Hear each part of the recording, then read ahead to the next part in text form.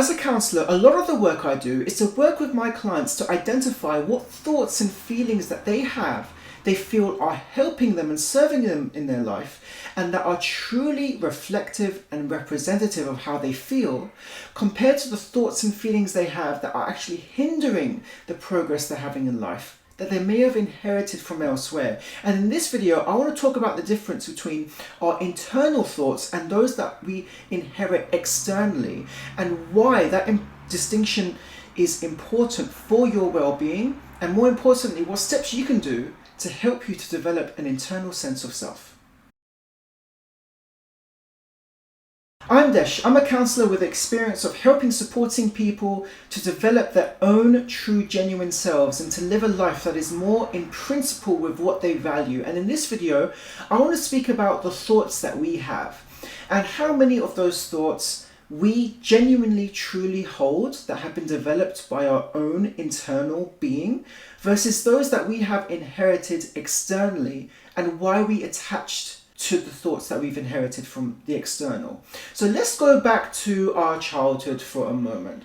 We grow up wanting typically to please our parents or to please the people who raised us from a very early age. And the reason we have this tendency and urge is because we have a sense of safety. We want to make sure that the people who are looking after us are giving us our attention, that they're giving us love and affection and are meeting our emotional needs, because it is how we feel safe, that we are not being forgotten, that there's someone looking after us. And this for us at a baby stage is very important. And then as we grow older, we start to learn about how we can understand what emotions we experience, how to label it, and how to regulate it. But in most cases that I've seen from my client work, parents have typically not been able to regulate their own emotions, and it's certainly not taught in schools how you can regulate emotions, what tools and techniques you can put in place to understand how emotions feel and what you can do when you're feeling a certain way.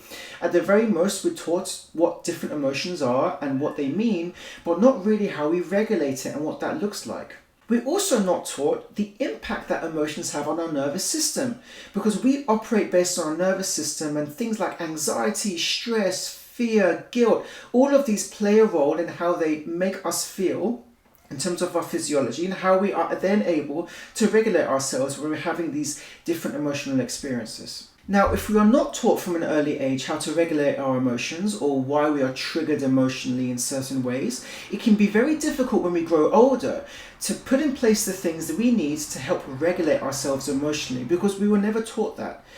Like I always say, emotional regulation is a skill. It requires a certain skill set, a certain level of awareness, and techniques you can implement that help you to regulate yourself. And regulation is not just about the fact that if you feel angry to calm yourself down, or if you're really happy not to get too excited.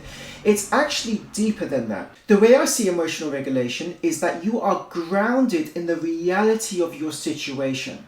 Because we are experiencing certain emotions, whether they're positive or negative, it can very quickly cloud the way we view our world. It can cloud the way we feel. And have you ever been really happy or excited about something? Maybe you've entered into a new relationship or you've got a new job. You're really excited, but that excitement quickly fades away. At some point, the novelty of that experience fades away. But because you're feeling so great initially, you feel on top of the world, nothing can beat me down, and let alone you just fall off. Eventually that emotion stops and you end up crashing down, and you end up sometimes spiraling into depression and feeling really quite negative, because you've identified and attached yourself to this really positive emotional experience. Whereas emotional regulation is about understanding the impact that certain life circumstances have on the way you feel, and understanding that it is temporary experience emotionally. Why has it happened? And that I don't need to identify myself fully with this emotional experience. It doesn't mean that I need to ignore it. I can still experience it and enjoy the moment, but I'm not going to identify with it fully. Now, the reason I speak about emotional regulation is because it's a key component of developing your own inner sense of self. If you are reliant on the praise and adulation of other people in order to feel good about yourself, in order to feel that you are worth something, in order to lift you out of a low state, you are now being dependent on other people in order to feel good. And the problem with this is that in order to get that validation from them, you'll probably go out of your own way to do things for them. You'll put their needs before your own. So this is what's termed before the people pleaser. People who please others will be the nice person, do the right thing by helping other people despite what they want to do. Even if they don't want to do it, they're still going to help other people and be there for them because they know they're going to get the praise and that's going to make them feel good. But just as with any emotion, eventually it dies off. Eventually it falls off and it stops. And this is where you get into this vicious cycle where as that emotion is tapering off, you're going to be there for the next person and the next person to keep that emotion going and keep that emotional wheel turning. This is what's called an external locus of evaluation, which is essentially my own worth is determined by what people say about me. This means you have no control over how you feel because it's all dependent on what other people say and how they react to you. And similarly, if people discard you, if they are angry at you or mad at you, you feel a sense of guilt. I've done something wrong. I need to fix the problem. And the reason you're driven to do that is because you feel such a great sense of discomfort, and because you lack the skills needed to sit with that discomfort, you need to fix the problem by being there for them, by helping them, by doing what they say, in order for them to then decide they like you and then you feel good about yourself. So you're kind of a prisoner, you're an emotional prisoner. You're at the mercy of your environment.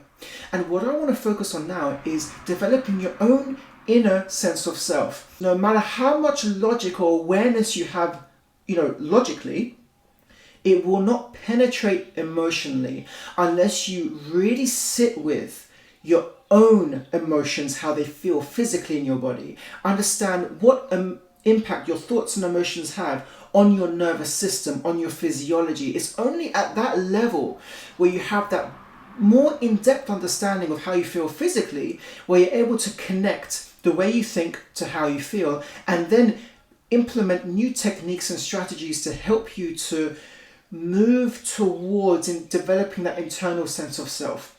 So I'm not going to, BS you by saying by the end of this video you're going to be, you're going to have a brand new polished sense of self internally and you'll never rely on anyone else again. No, because this is a journey, and as with any journey, it takes time, and the time can depend on how ready you are to go on that journey, but it takes time. So just remember that, because when you're going on this process and you feel things are going really slowly or maybe nothing's moving at all, you can very easily be disheartened, maybe thinking, oh, I'm a failure, this is not working. But that in itself, as frustrating as it is a normal part of the process. So in order to develop an internal sense of self, first of all, you need to understand, what thoughts am I having?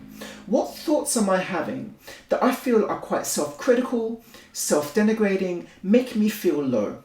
You need to list all of this down, because you need to then select which of those thoughts you've heard from other people, or which of those thoughts you feel you've internalized. So maybe growing up, you always heard from your mum or your dad, oh, you're not good enough, you never do the right thing, you make mistakes all the time, making mistakes is bad. And so you develop this fear of failing, which has paralyzed you. It's even made you afraid of even trying.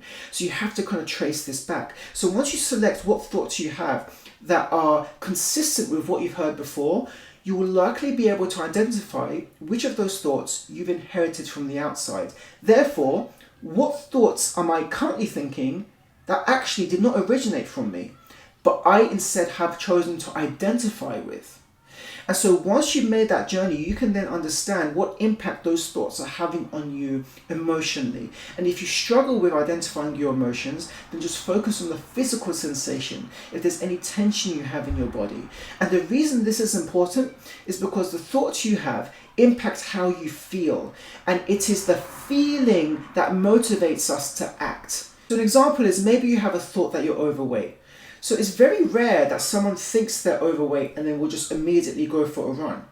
Usually the thought will generate an emotion within you, like aloneness. Maybe you feel bad about yourself, and the solution to feeling bad is just to get out there and go for a run to make yourself feel better. So it's looking at the pattern those patterns that we have of how our thoughts impact our feelings and behaviors, once we've identified those patterns, we'll know which of those patterns are serving us and which are no longer serving us. So once you've identified those thoughts that you've internalized, the next step is to understand what values are most important to you. What are the values that you want to align your life with? So you can look at what things you do in your life that make you feel really good, what things you're passionate about, or what things you no longer enjoy. So really being honest with yourself with what it is you really want to align to, what things you really believe in, and crafting your life against those values. So once you understand that, you'll be able to say, okay, I have these thoughts that I've inherited, that I've internalized, that actually do not align to my value system. So why am I having these thoughts? And it may be that these thoughts you've internalized for so many years that they now become automatic. They're part of your default state. So it's about catching yourself when you have those negative thoughts and diverting your attention away. So you're not feeding those thoughts anymore, but you're diverting it into a value system or thinking system that you believe in that will serve you. So this is why self-awareness is so critical. You need to understand what thoughts it is you're having, because that often dictates how we behave. I've seen just how people who have a low sense of worth, who rely on other people's praise, the praise from the external rather than the internal, how they present in the world, just how it affects their ability to connect in relationships, to be confident, to be assertive, to set boundaries, all of these fundamental things that will ensure that you protect your autonomy and that you live a life that is truest to you, rather than living a life that's there to please other people and serve other people. And I've seen how going down that path completely voids and strips any value that you have in your life and any sense of self. Sense of self and developing that internal validation system depends on you being sure and certain about who you are and being able to separate what your thoughts are and what your feelings are from what are the feelings of other people. It's about doing that, having that separation, that clear line in the sand. And in order to do that, you need to develop first your own sense of self and sense of awareness. And often accompanied by that has to be self-compassion. Showing yourself the praise and attention and validation that you deserve and that you need in order to develop that internal sense of self. To once and for all, stop putting other people's needs before your own, to put yourself first, to be able to establish boundaries and to be able to live life in accordance with what you truly value rather than what's important for someone else. Comment below on how you would characterize your own sense of self. What are the characteristics about who you are? What do you love about who you are? What do you dislike? I would love to hear about it. Please like and subscribe. There's going to be more content coming out soon.